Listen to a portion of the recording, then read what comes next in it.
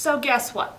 I'm finally doing my Merida cosplay tutorial video because I finally finished her cape and her addition on her bottom of her dress. So I know a lot of you have been asking about her, what patterns I've used, what fabric.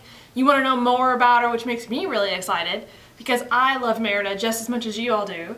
So I made this video, so we're going to break down each one of my pieces that I've made, including my bow. I'll even talk about the wig, where I got the wig. So yeah, let's do this. So I guess we'll first start out with her dress, which was the first thing that I made. This is Merida's dress. I took the inspiration from her celebration dress, which is what the dress that she wears in the parks. It's a little bit different from her movie dress, being that her movie dress is, I would say, less glamorous. Her movie dress is a little more basic. I really did a lot of research for Merida, almost exactly the costume that she wears in Disney World. So, I guess I can start here. The pattern that I used for this was, let's see, what pattern did I use for her? I think it was a Renaissance pattern, if I believe I'm right.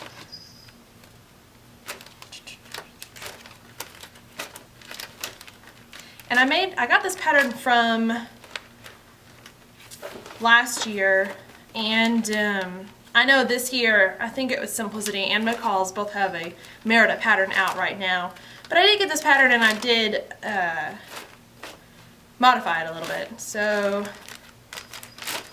I can't find it anywhere. Okay, I can't find the pattern, but I will get back to you all on that one. Which one this is. I think it's a McCall's pattern. I think. So let's break it down here. Her main part of her dress is made out of, it's crushed velvet, and it's slightly teal, a little bit of a blue cast, and her belt is leather, faux leather, and I also wanted to put some more, make her, I don't know, make her really, really ornate, and I feel like with Merida, she would be a little more ornate than, I don't know, she went in the park, so the movie, so I really wanted to make her stand out. So these are actually a little stuffed. I like the stuffed, and I did a lot of trim on this, a lot of trim work and gold and cream.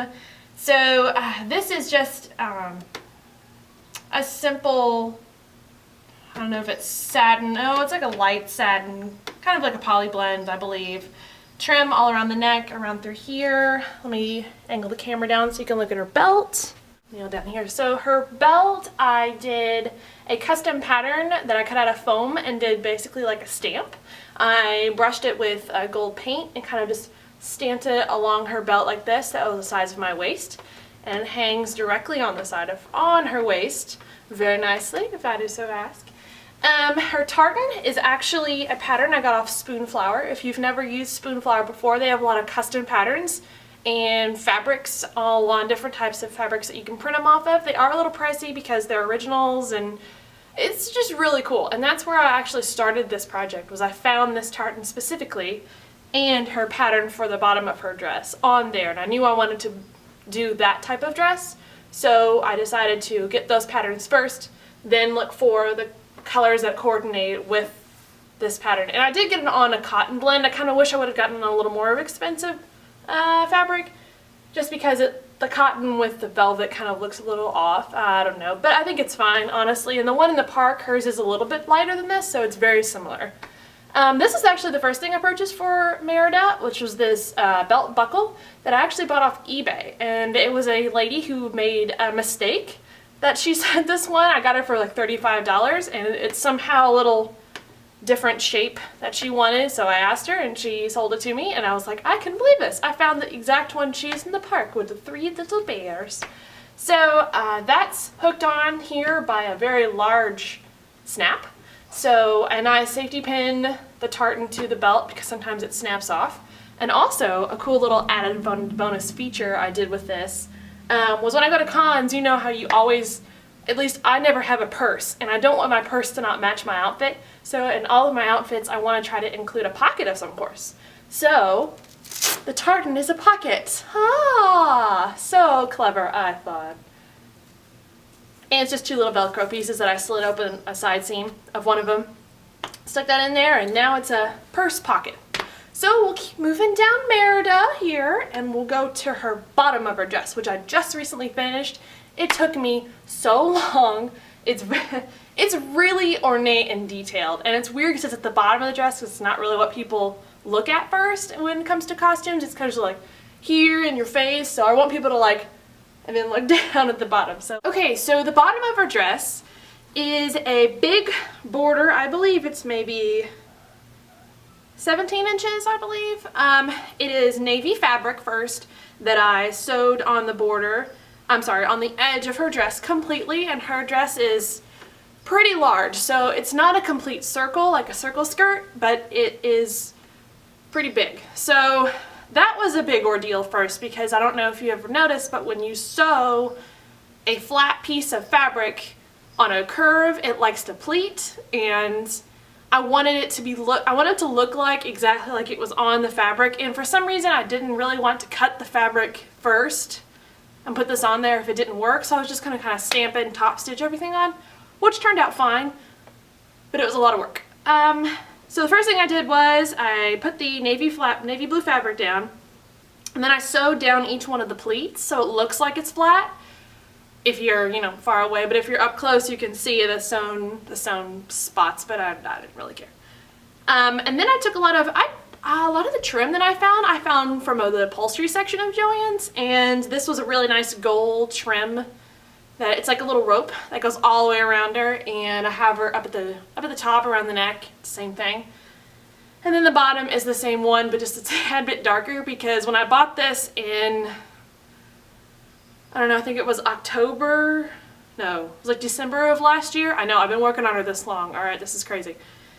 When I bought her in like December of last year, they only had this color, and now they decided to discontinue it and get the darker one. So I was like, well, we'll just put the dark on the bottom.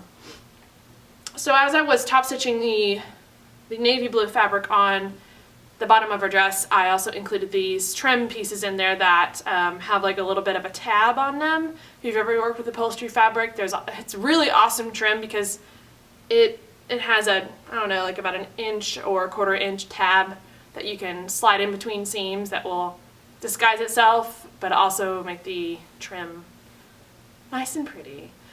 So that was that. The next step was for me to cut out each one of these lovely pieces out of the same fabric of her main dress and basically put them on the dress like a gigantic puzzle. This took me forever, and I didn't know how to do it exactly because I was very worried that it wasn't going to completely match up all the way around. So of the piece of spoonflower fabric that I got the pattern, which I'll also include below in the list of in the descriptions if you're really interested in this, it was 2 big pattern pieces that fit on here. So it was like, it's the same one, so you see the front section on the front and the exact same section on the back. It's just kind of mimicked, and it did work completely, which I was amazed. So I had to cut out each little piece, and there are some tiny pieces on this. I mean, there are some pieces that I found were like less than an inch by inch around. I mean, they're tiny, and I had to place each one of them in the exact spot that the pattern laid out, because I didn't want to take the pattern and put it directly on this because it was cotton and it was a completely different color. It was like the same color as the tartan, and it did not look good with this color and this fabric type on the bottom. So I basically made it a big stencil and cut around, and the first trial, which I was like, this didn't really work out as much as I wanted, so I took the pieces that I cut out and I made those pieces. I cut out those pieces. I know this sounds really confusing, and I'm kind of confusing myself, really, but it worked, and I was just amazed how exciting and beautiful it finally turned out to be. Because in the parks, I feel like this is one of the main things I look at that dress. When I saw that dress for the first time in Disney World, I was immediately drawn to this ornate Celtic detail at the bottom. I mean, it was just gorgeous, and I don't really know what they are, but it looks like one may be a bear and another one might be a weird bear, I don't know, but it's very ornate and just really, it speaks to the dress. So once I finished sewing all of the pieces down, I then took gold fabric paint and outlined each one of the pieces because I realized that there wasn't enough color differentiation between the two to make it stand out. So what I did, I actually used this entire bottle. It's Tulip Metallics Dimensional Fabric Paint. It's puffy paint.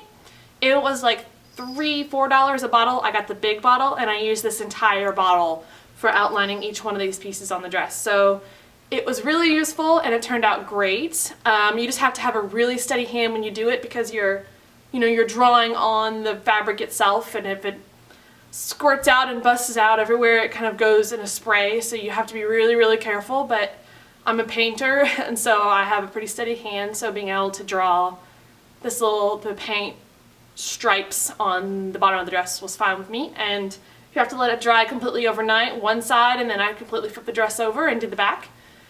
And this is how it turns out. So I was really, really happy with this. I was going to use regular acrylic paint, but I wanted something that was a little more, I guess, puffy or that would stick out, and also I already had the little applicator on it, so I could just easily do. So that was that. Trying to think of any other things I have on the dress that's different. I know the patterns that are out now for this Halloween season have her laced up in the back like a corset. So this season's Halloween patterns for Merida, which apparently she's really hot this Halloween, which is exciting for me, but I already finished this out and figured it out. So I've seen a lot of them and they actually have the back corseted, and I don't know if you guys have watched my aerial tutorial cosplay one. I talked about how it was a hassle to have laced up backs, especially at cons when you're by yourself and you need to quickly change in and out of your outfits, and I'm not a big fan of those. I'm just more of a modern woman and I love zippers.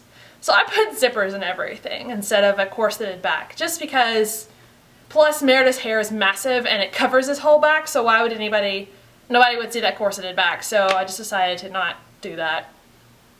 So I got a zipper. So that's the dress. Let's go over the cape now.